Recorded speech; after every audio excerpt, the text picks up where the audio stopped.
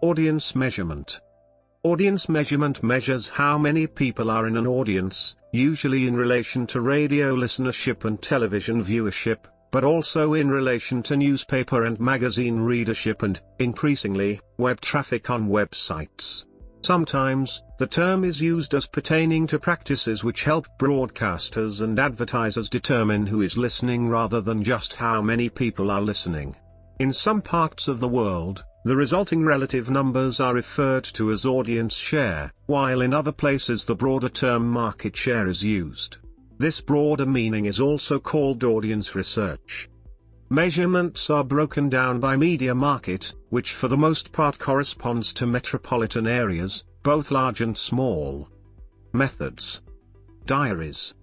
The diary was one of the first methods of recording information. However, this is prone to mistakes and forgetfulness, as well as subjectivity.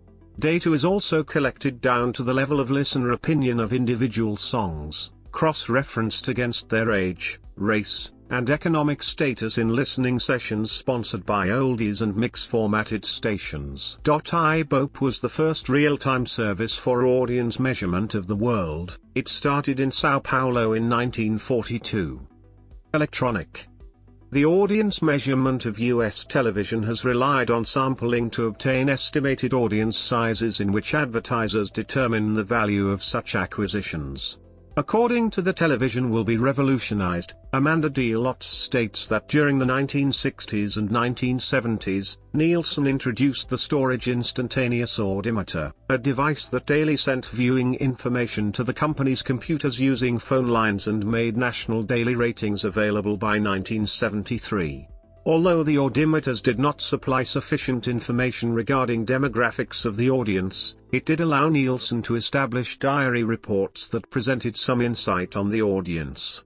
According to Lotz, the Nielsen sample included approximately 1,700 audimeter homes and a rotating panel of approximately 850 diary respondents. Nielsen was the controlling factor of audience measurement for national network television. In the mid-2000s, networks cried foul, blaming Nielsen for inaccurate rating measurements. This public attention was just the beginning, as Nielsen implemented its automated local people meter, LPM, technology. The LPM marked the shift from active, diary-based local measurement to more passive, meter-monitored measurement of local markets. Technologically, the LPM is very similar to the original Nielsen people meter.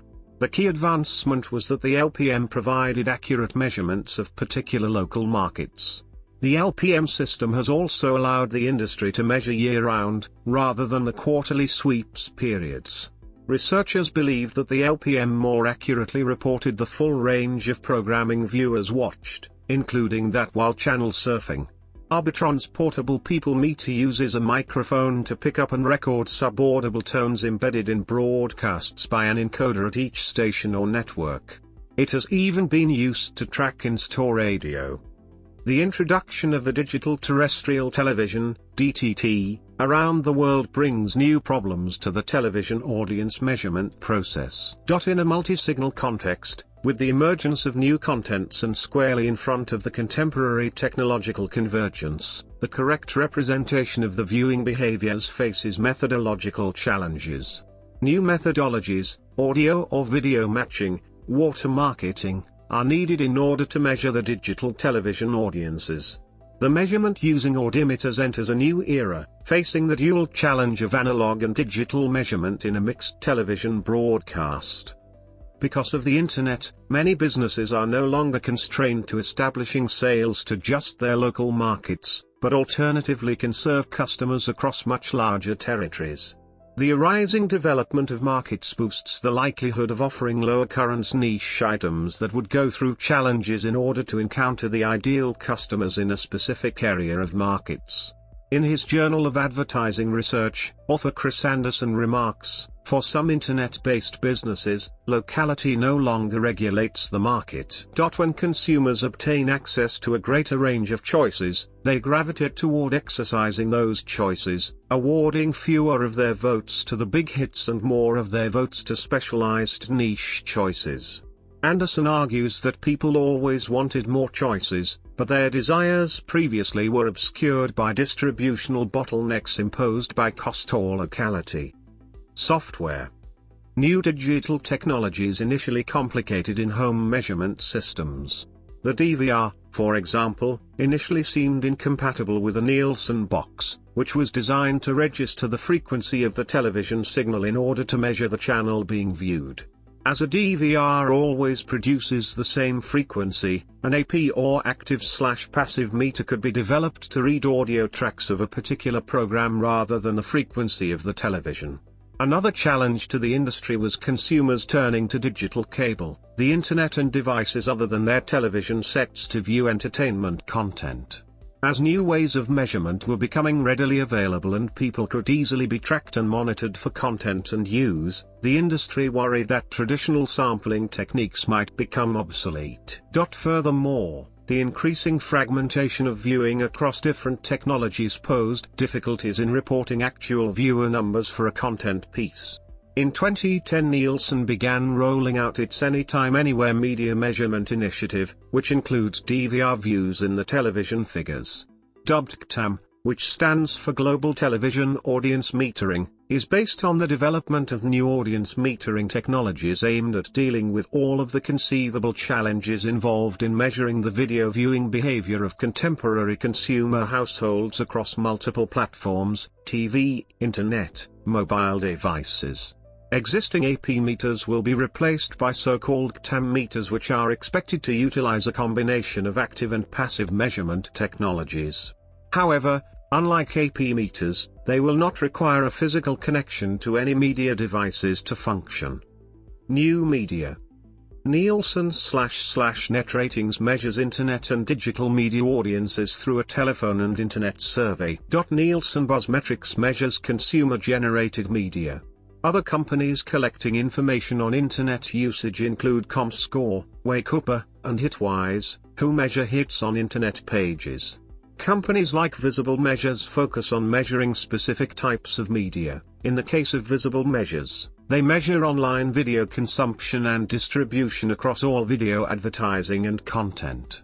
GfK offers cross-media measurement solutions that allows to attribute offline sales to media exposure across TV, internet and mobile utilizing its proprietary Elliott Race technology.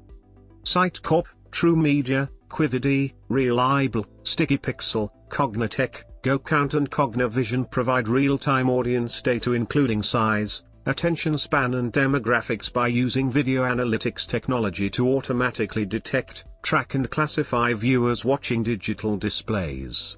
Networked Insights measures online audiences, and released a report ranking television shows, based on people's interactions within social media. The study showed that half of the shows on Networked Insights' top 10 list did not appear on the Nielsen Media Research, NMR, list. According to The Television Will Be Revolutionized by Amanda D. Lotz, one of the most challenging aspects of audience measurement during the multi-channel transition resulted from the intermediary nature of new technologies and distribution systems. The sampling techniques that most audience research relied upon were based on a fairly uniform nationwide availability of technologies and programming, and thus reflected a network-era experience with television. The arrival of varied programming tiers of cable channels challenged the system as U.S. television homes began having highly descriptive access to technology and programming and consequently began using television in significantly different ways. Although the AP meter solved the problem of DVR use, programming on video-on-demand systems did not include the audio watermark used by the device. The nation's many cable providers also limited access to the proprietary data recorded by their set-top boxes, which reduced the informational gain offered by this technology. Video on demand desperately needed to establish measurement matrices to prove its economic viability, but the lack of shared and consistent information further confounded knowledge about use. Likewise, the erosion of the 30-second advertisement's dominance and the new advertising strategies that became increasingly common required the creation of new methods and matrices to determine value and pricing. The goal of these leading providers in automated audience measurement solutions is to deliver results to inquiries such as the nature of the audience, the number of viewers, the content viewed, the amount of time spent on viewing, the type of display utilized and the audience interest in those displays. In the television will be revolutionized, Amanda Lotz clearly indicates how technological development in the audience measurement practice provides a multitude of technological advancements such as the DVR, video on-demand portable devices such as the iPod and even a boost in mobile phone proficiencies. These improvements comply with television viewing not to be restrained to be home-watched. Internet measurement is taken to the next level through its sophistication and high-tech distribution. This allows several audiences measurement companies to refer to the Internet as the most measurable media.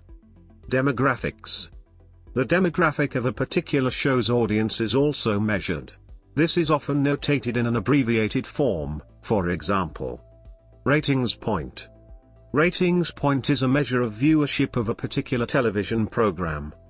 One single television ratings point, RTG or TVR, represents 1% of television households in the surveyed area in a given minute. As of 2004, there are an estimated 109.6 million television households in the United States. Thus, a single national ratings point represents 1%, or 1,096,000 television households for the 2004-05 season. When used for the broadcast of a program, the average rating across the duration of the show is typically given.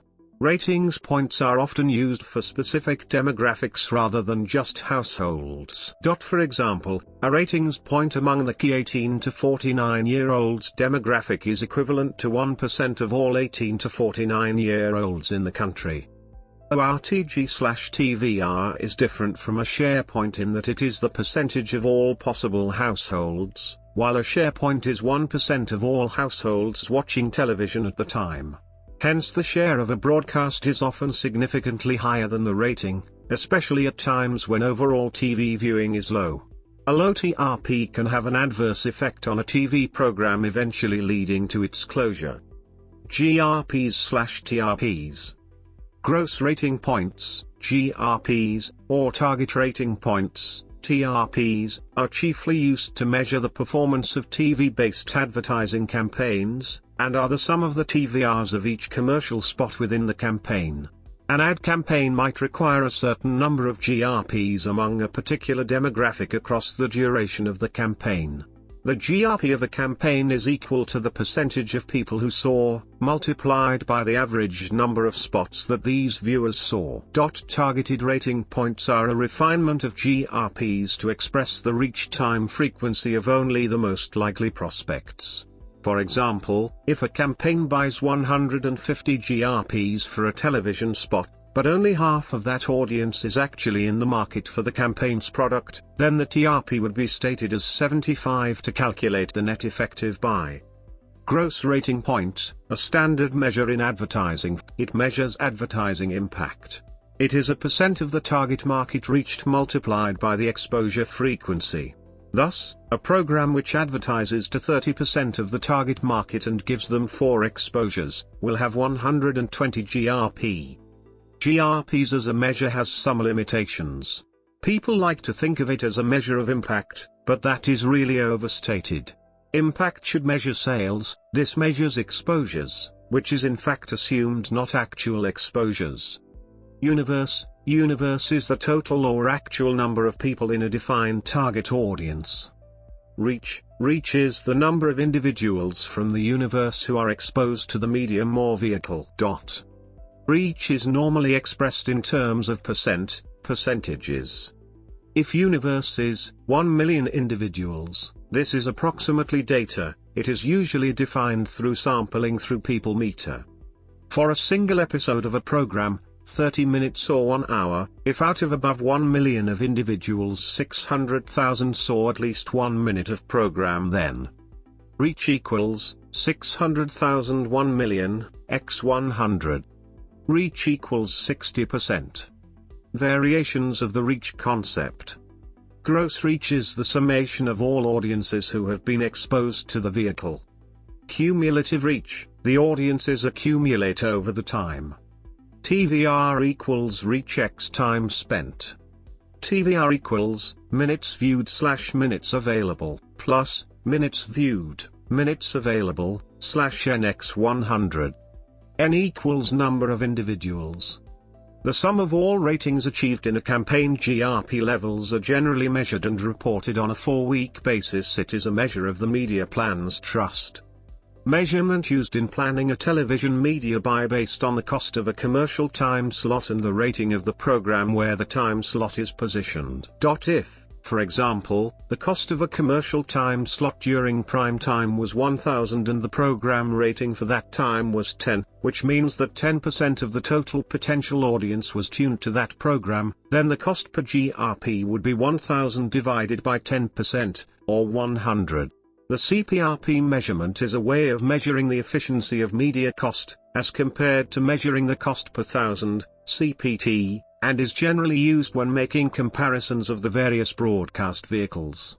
When the actual buy is made, the advertiser will still want to know the cost of reaching people on a cost per thousand basis. Cprp equals 2491, i.e., total AMT / total GRPs. Terminology. The ratings industry breaks their statistics down in several ways, to express different measurements. Demographics. All of the other ratings are broken down by demographics. Stations that might have weak overall, 12+ demographics may have strong enough ratings within a given, desired demographic to be attractive to advertisers, and thus profitable. For example, talk radio stations frequently have lower than average 12+ ratings, but much higher numbers among males aged 35 to 54. Since the 35 to 54 male demographic is highly coveted by advertisers, such a station can be quite profitable. Dayparts. In addition to demographics, a key breakdown in ratings is the daypart, or segment of the broadcast day. In radio, and to a lesser extent television, the key dayparts are. Criticisms. There have been many criticisms of audience measurement. These criticisms tend to refer to methodological problems, sampling issues and reporting issues. A major issue for media owners and advertisers is that the standard audience surveys only collect data on audience size and basic demographic composition.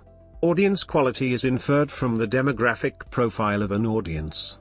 However, current metrics fail to capture audience engagement.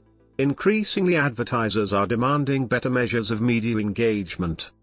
In the 1990s, audience research methods generally were thrown into question with the arrival of new media, especially digital media, and changes to the public's media habits. People meters, which recorded the household's viewing by noting the station to which a TV was tuned, failed to capture new viewing habits such as recording programs for playback at a later time or watching a podcast, download on another device such as a tablet or computer.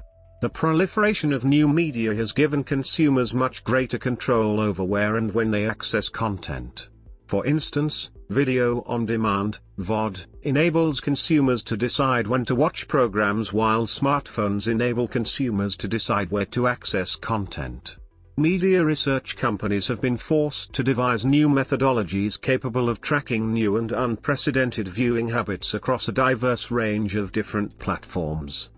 Another issue which has presented challenges for media measurement is the consumer habit of simultaneous media consumption.